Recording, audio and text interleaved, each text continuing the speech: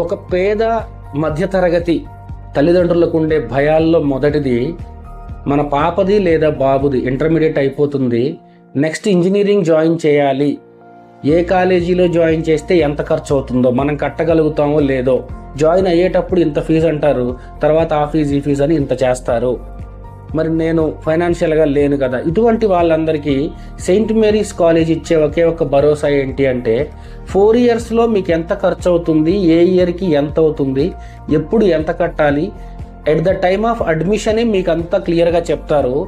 నేను నమ్మకంగా చెప్పేది ఏంటంటే, ఒక పేద తల్లి తండ్రి కట్టుకోగలిగే అంత చాలా తక్కువ ఫీజులో Saint Mary's college engineering admission offer చేస్తుంది.